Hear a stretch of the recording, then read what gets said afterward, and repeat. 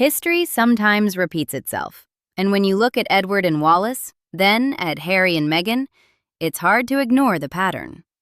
Two royal princes, two American women, two exits from the institution that defined them.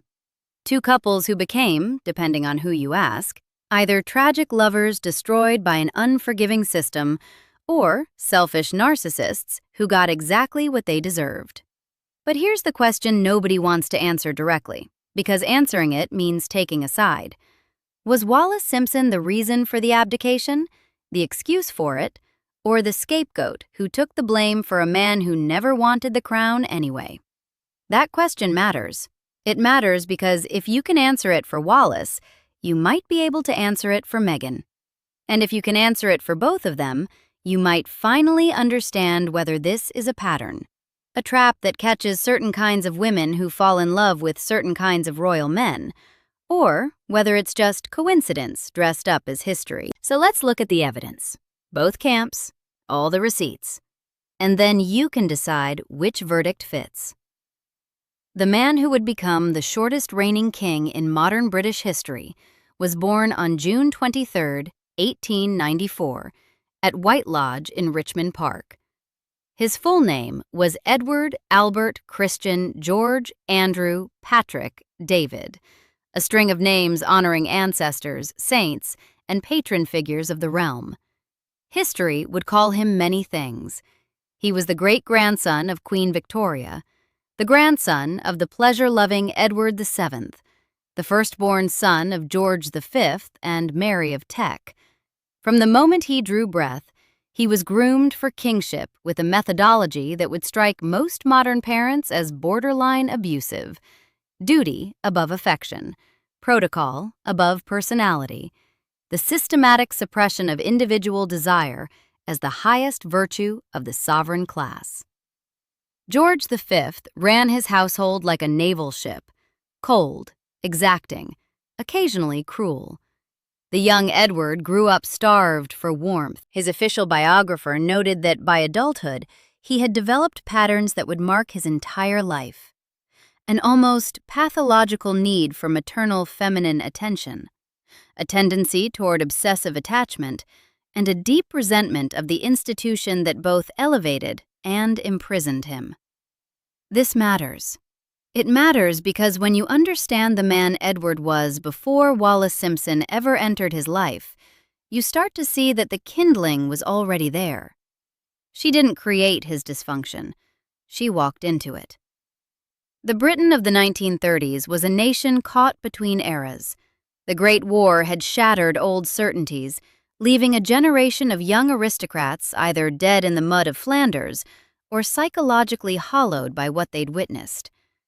The general strike of 1926 had exposed the fragility of social order. The Depression was grinding millions into poverty, while the aristocracy continued their rituals of hunt balls and house parties, seemingly oblivious to the suffering around them. George V had stabilized the monarchy through stolid dependability. His Christmas broadcasts, his image as father of the nation. But Edward, the glamorous Prince of Wales who toured the empire shaking hands with commoners and dancing with debutantes, represented something different. Charismatic, modern, restless, and increasingly obvious in his dissatisfaction with the role he was born to play. His romantic history before Wallis established a pattern that anyone paying attention should have recognized as a warning sign. He conducted affairs with married women, Frida Dudley Ward, Thelma Furness, women who belonged to other men. Women who could offer him the maternal devotion he craved without the terrifying permanence of marriage. He wanted to be taken care of without being trapped. The irony is almost too perfect. When Wallis Simpson entered his life, she gave him exactly what he'd always wanted. And it trapped him anyway. To understand what happened between Edward and Wallis, you have to understand who Wallis was before she became the most hated woman in the British Empire. And that story starts with a bathroom door and a drunk Navy pilot on the other side. Wallis Warfield was a twice-divorced American woman. In 1916, she married Earl Winfield Spencer, Jr., a U.S. Navy pilot who seemed glamorous and exciting. He was neither. Within months of the wedding, Spencer had revealed himself as a violent alcoholic whose unstable and often violent episodes included locking his young wife in bathrooms during his drunken rages. Let that image sit for a moment. A woman trapped behind a locked door, listening to her husband's rage, knowing she has no money, no options, no way out. This was not an era of easy divorce, especially not for a woman without independent means. Wallis spent years navigating the humiliation of being trapped with a man whose cruelty was well known in Navy circles, but socially protected. When she finally extracted herself, it was through sheer force of will and social maneuvering. Camp A calls those skills manipulation. Camp B calls them survival. She later married Ernest Simpson, an Anglo-American shipping executive who offered everything Spencer hadn't: stability, respectability, and entree into London society. Ernest was reserved, conventional, and devoted. He gave Wallis the platform she needed to climb. And climb she did, moving through London's social circles with the kind of strategic intelligence that makes some people admire you and others despise you. Their first meeting, Wallis and Edward, is disputed with the petty detail that characterizes all origin myths. Most historians cite January 1931 at a house party in Melton Mowbray, though some argue they'd crossed paths before. What isn't disputed is the effect she had on him. It wasn't her beauty. Contemporaries described her as sharp-featured rather than conventionally pretty, possessed of what they called startling vitality, and a wit that could slice through the suffocating politeness of aristocratic conversation. And something in her, something forged in all those years of surviving abusive men and navigating social hierarchies without money or power, clicked into place with something broken in him. By the end of 1934, according to Edward's official biographer, the Prince of Wales had become slavishly dependent on Wallis Simpson. That phrase deserves attention. Slavishly dependent. Not in love, not devoted. Slavishly dependent. It inverts the power dynamic that Camp A assumes. In the conventional telling, Wallis was the predator who entrapped a weak-willed prince. But the language of slavish dependency suggests something else. A man who had located the object of his psychological need and attached himself with the grip of addiction. Edward showered her with jewelry, with attention, with the constant presence of his person. He abandoned his previous mistress, Thelma Furness. He began to treat Wallis not as a married woman conducting a discreet affair, but as the center of his universe, a position she had not asked for, and increasingly showed signs of not wanting. Here's where the evidence splits, and where the parallels to contemporary debates become impossible to ignore. Camp A reads Wallis's letters and behavior as proof of calculation. The smoking gun is a letter that historian Anna Pasternak references, in which Wallis allegedly wrote, "If I'm clever, I'll be able to keep them both." That single phrase has convicted her in the court of historical opinion for nearly 90 years. It sounds like the words of a social climbing adventuress who wanted the prestige of a royal lover while maintaining the security of her marriage to Ernest. Have your cake and eat it too. Keep the prince and the backup husband. The greed, according to Camp A, is right there on the page. But the letter requires context that often gets omitted from the accusation. Wallis was writing in a moment of crisis. The situation had no good outcomes. Ernest knew about the affair. Edward was becoming increasingly possessive. She was trying to strategize her way through a minefield. "If I'm clever" is not the language of someone in control. It's the language of someone desperately trying to find control. "I'll be able to keep them both" might mean what Camp A claims, that she wanted both men simultaneously. But it might also mean she was trying to avoid hurting either one. Trying to find a solution that wouldn't destroy anyone, trying to be clever enough to navigate without casualties. Camp B reads the same letter as evidence of her desire to avoid choosing, which is not the same as wanting both.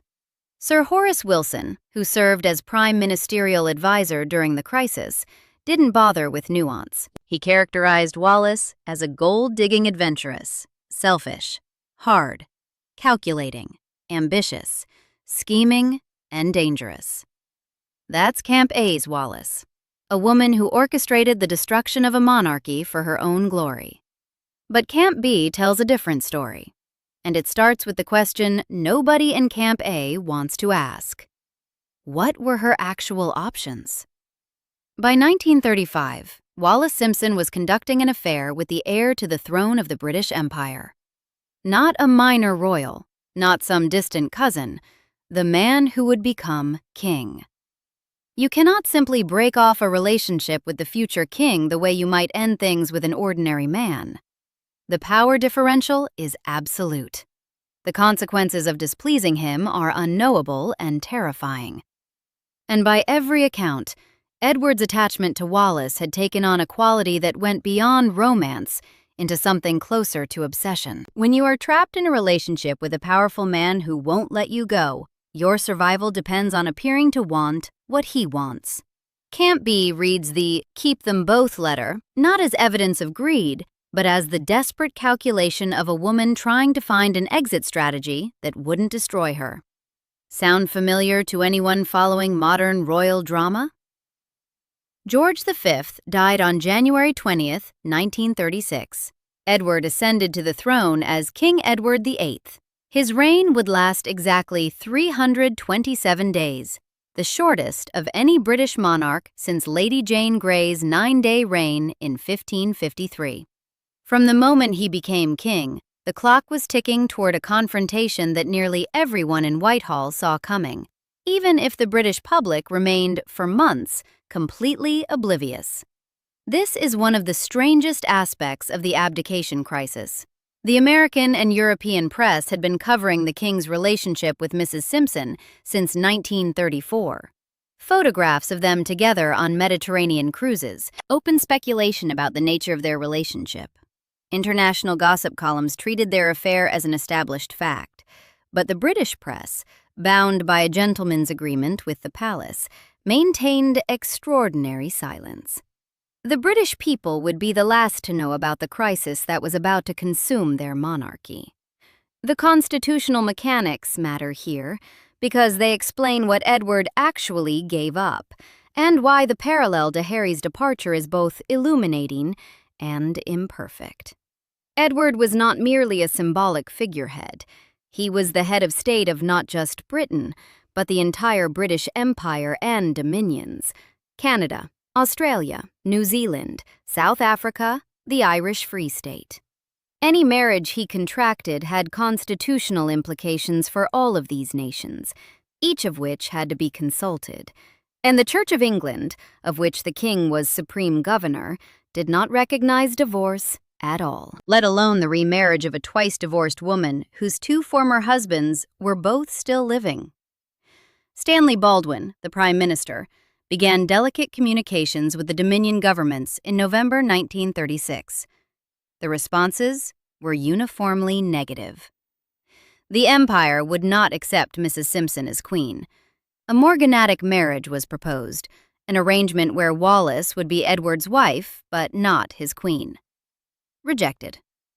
The government's position hardened into an ultimatum.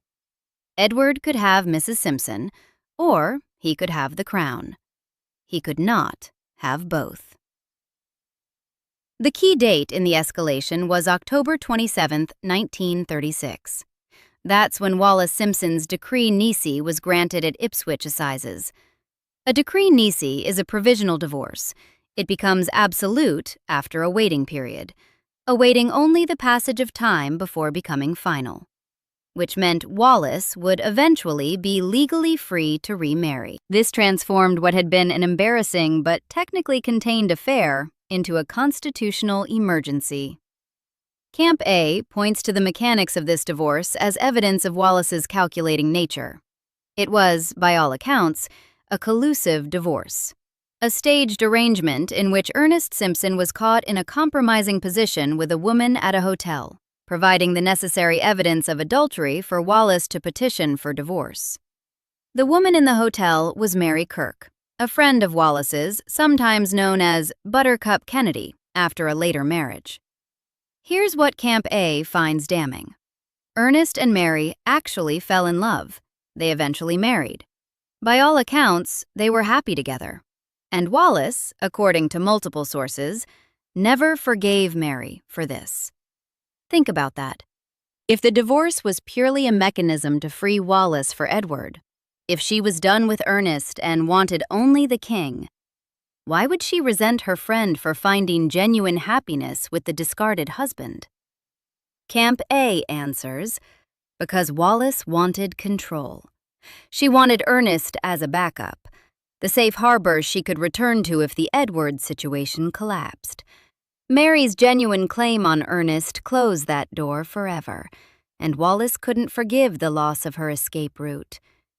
Camp B offers a different interpretation of the same evidence. Yes, Wallis arranged a staged divorce. But what choice did she have? The King of England had decided he wanted to marry her, and the full machinery of state was mobilizing around this fact.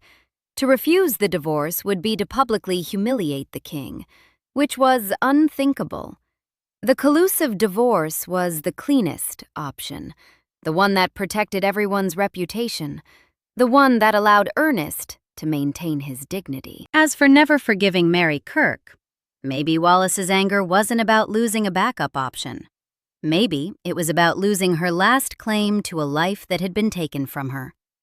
The last friend who knew her before she became the most hated woman in Britain. The last connection to a world where she wasn't trapped. On November 30th, 1936, as the crisis reached its peak, Wallis wrote to Ernest Simpson. Her words do not sound like a woman drunk on victory. I feel small and licked by it all. Small, licked. These are not the words of a triumphant adventuress. A woman scheming for a crown doesn't feel licked as she approaches her goal. She feels triumphant, or at least satisfied. Wallis's language throughout this period is the language of survival, not conquest. She writes of fear, of uncertainty, of wanting escape. Either she was the greatest actress of her generation, crafting a paper trail to excuse her own ambition, or she was telling the truth. The first week of December 1936 represents the moment of maximum tension. The British press finally broke its silence on December 3rd, when the Bishop of Bradford gave a speech criticizing the king's lack of religious devotion. The newspapers used this as their opening to reveal what the rest of the world had known for years. The reaction was shock. Then a national convulsion of opinion. Letters poured into Downing Street and Buckingham Palace. Some supported the king's right to marry the woman he loved. Others expressed horror at the prospect of a divorced American as queen. The country was genuinely divided. Wallis, meanwhile, had fled to France. She was staying at the villa of friends in Cannes, trying to escape the physical danger and overwhelming pressure of events in London. The death threats were real. The bomb warnings were real. She admitted in correspondence to being a desperately unhappy woman, terrified of being physically attacked. Her solicitor, John Theodore Goddard, made a dramatic flight to France on December 7th. He was authorized to explore any option that might resolve the crisis without abdication. What he found was a woman who appeared willing to step aside entirely. Goddard stated to the press that his client was ready to do anything to ease the situation and willing to withdraw. But Edward was determined. Read that again. At the decisive moment, the moment when the crisis could have been resolved, it was not Wallis insisting on the crown, it was Edward refusing to let her go. Wallis later wrote of her determination to escape the country during this period. Not the words of a woman eager to become queen, the words of a woman trying to flee a situation that had spiraled beyond her control. And then there's the most damning piece of evidence against Camp A's narrative. Multiple sources report that Edward threatened suicide if she left him. If this is true, and the documentation suggests it is, then Wallis Simpson was not a manipulator holding a prince hostage. She was a hostage herself, trapped by a man whose emotional instability made escape genuinely dangerous. A man threatening suicide if his lover leaves is engaging in emotional coercion of the most extreme kind. Camp B reads the entire abdication crisis as the story of a woman who tried to leave and couldn't. And yet, Camp A has evidence from this period too. Evidence that complicates the victim narrative. Even as Wallis was claiming to want escape, she did not ultimately withdraw. She did not issue the public statement that would have released Edward from his obsession. She did not speak directly to the press and shatter the carefully controlled narrative. Whether this was because she couldn't, or because she secretly didn't want to, remains the central question that divides historians. On December 10, 1936, Edward signed the instrument of abdication in the presence of his three brothers, the Duke of York, the future George VI, the Duke of Gloucester, and the Duke of Kent. The document was stark and final. The extinction of a reign in a few sentences of legal prose. The following day, December 11, 1936, the former king made his farewell broadcast to the nation. One of the most analyzed pieces of rhetoric in British history, transmitted by radio to millions. His voice contained the words that would define his legacy. I have found it impossible to carry the heavy burden of responsibility without the help and support of the woman I love. The woman I love entered the lexicon immediately.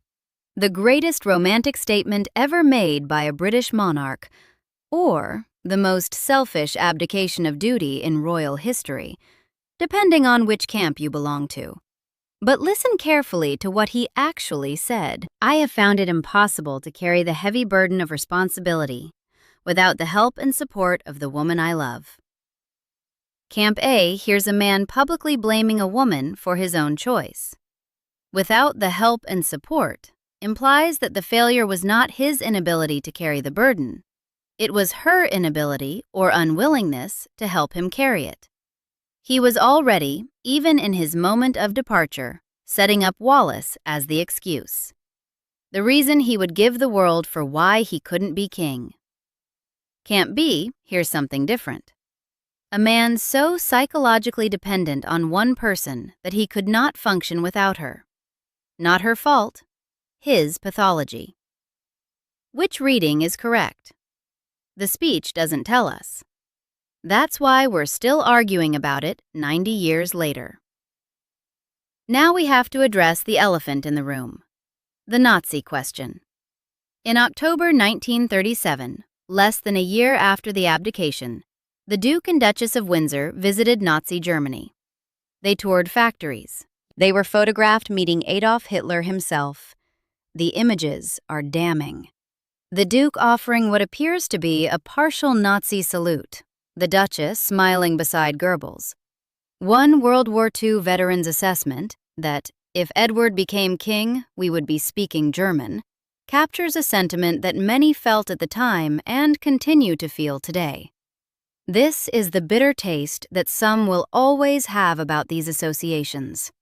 The facts are ugly enough without embellishment. Edward and Wallis accepted the invitation of the Nazi regime at a time when Hitler's persecution of Jews was already public knowledge. They allowed themselves to be used for propaganda purposes. Whether this reflects Edward's genuine political sympathies, Wallis's influence, or simply the disastrously bad judgment of two people who felt wronged by Britain and wanted to spite the establishment that had rejected them, historians disagree. What's not in dispute is that they did it. They went. They smiled. They shook hands with monsters. This is where Camp A and Camp B converge in their condemnation, even if they diverge on who bears more responsibility. Some argue Edward was always sympathetic to fascism, and Wallis simply shared or tolerated his views. Others argue Wallis encouraged the visit as a way to embarrass the British establishment that had refused to grant her the title of Royal Highness. Neither interpretation makes them look good, and neither interpretation changes the fundamental question of their relationship. Were they two people who deserved each other, for better and for worse? Or was one the architect of the other's destruction? So, what happened to them? The fairy tale version says they lived happily ever after, two lovers who gave up everything for each other, spending their golden years in romantic exile. The reality was considerably grimmer. After the abdication, Edward became the Duke of Windsor. The royal family refused to grant Wallis the title of Royal Highness, a deliberate snub that wounded both of them deeply and permanently. George VI, on the advice of the government and the furious Queen Mother, refused to grant Wallis the royal title, an insult that Edward considered unforgivable and that poisoned his relationship with his family for decades. They were effectively exiled from Britain, permitted to visit only under strictly controlled circumstances, frozen out of royal life while dependent on royal money. They settled in France. A beautiful house, servants, parties, the surface glamour of wealthy expatriate life. But beneath the surface? The royal family's Cold War against Wallis was total and unrelenting. And Edward? Reports from their later years paint a picture of a man diminished. He had given up the most powerful position in the world. And for what? To become a perpetual house guest in his own exile. To attend parties where people whispered about him, to watch his brother and then his niece wear the crown that had been his. Whether he regretted the abdication is debated. Some accounts suggest he remained certain he'd made the right choice. Others suggest moments of profound doubt, especially as his health declined. Did they love each other? Probably, in their way. Did they make each other happy? The evidence is mixed at best. What seems clear is that they were stuck with each other. Edward couldn't go back. The door to his former life was permanently closed. Wallis couldn't leave. She had sacrificed everything for a position, Duchess of Windsor, that came without the title she wanted, without the acceptance she craved, without any future except the one she'd chosen. They were, in a very real sense, each other's prison. Camp A says Wallis got exactly what she deserved, a gilded cage with a needy, diminished man, instead of the throne she'd schemed for. Camp B says Wallis was trapped twice over. First, by Edward's obsession, then by the consequences of it. That she survived an abusive first husband, only to find herself unable to escape a royal who threatened suicide if she left. Both camps can point to evidence.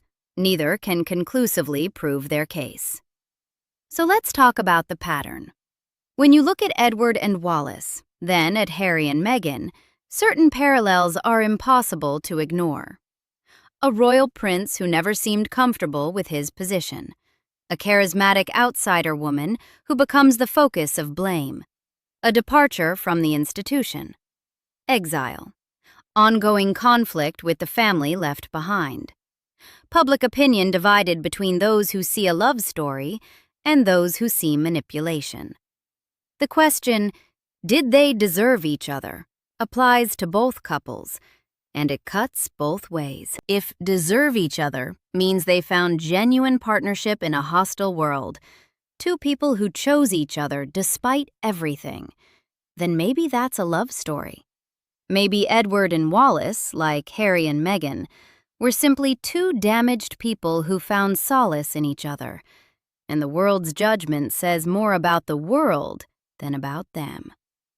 But if deserve each other means they brought out the worst in each other, enabled each other's flaws, and dragged each other into a situation that made them both miserable, then the phrase becomes a curse.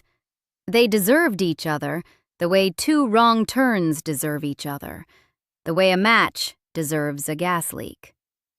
The Edward and Wallis aftermath offers a preview of one possible future: decades of exile, a relationship with a royal family that never healed, whispers and speculation that never stopped, a life that looked glamorous from the outside, but showed all the signs of quiet desperation from within. Is that where Harry and Meghan are heading? Nobody knows. Not yet. But the pattern is there. The pattern of a royal man with obvious ambivalence about his role. The pattern of an outsider woman who becomes the lightning rod for blame. The pattern of departure, exile, and the long, slow reckoning with what was given up. The question for both couples, the question this documentary can't answer because it's a question for history, is whether the woman was the reason for the departure, the excuse for it, or the scapegoat who took the blame for what the man would have done anyway. Camp A says Wallis engineered Edward's abdication, that without her, he would have married appropriately, settled into the role, and become a perfectly adequate king, that she corrupted something that wasn't hers to corrupt. Camp B says Edward was never going to be king, not really, that his psychological makeup made the role impossible, that Wallis was simply the occasion for a crisis that would have found another trigger eventually, that blaming her is easier than reckoning with the truth. Some people aren't built for crowns, and no woman makes them that way. The same arguments get made about Meghan, that she calculated her way into Harry's life, extracted him from his family, and now controls him in ways that alarm anyone who knew him before. Or that Harry was always going to leave, always struggled with his position, always resented the institution, and Meghan simply gave him the courage to do what he'd wanted to do all along. Reason, excuse, scapegoat. Take your pick, make your case, cast your vote. Here's what the evidence tells us for certain. Edward was psychologically dependent on Wallis in ways that contemporaries described as slavish. Wallis's first marriage was to an abusive alcoholic who locked her in bathrooms. She wrote letters expressing a desire to escape the situation with Edward, not to escalate it. She was willing to withdraw at the critical moment, and Edward refused to let her. He threatened suicide if she left. The royal family hated her for the rest of their lives. She never got the title she was denied, never got acceptance, never got rehabilitation. She also went to Nazi Germany, stood next to Hitler, smiled for the cameras. She also may have written about being clever enough to keep them both. She also never forgave her friend for finding happiness with her discarded husband. The evidence does not resolve into a simple verdict. It can't. Because the truth about any relationship, especially one warped by power, publicity, and psychological dysfunction, is never simple. What the evidence does tell us is that the pattern exists, a pattern of royal men who don't want their roles, who find women to blame, or to credit, for their escape, who spend their remaining years in gilded exile wondering whether it was worth it. Edward died in 1972. Wallis died in 1986, alone and diminished. History hasn't delivered a final verdict on them. The argument continues, as strong today as it was 90 years ago, because the argument was never really about Edward and Wallis at all. It was about whether love justifies destruction, whether outsiders can be trusted, whether royal duty matters more than personal happiness, whether the woman is ever really the reason, or always, always, the convenient excuse. So, did they deserve each other?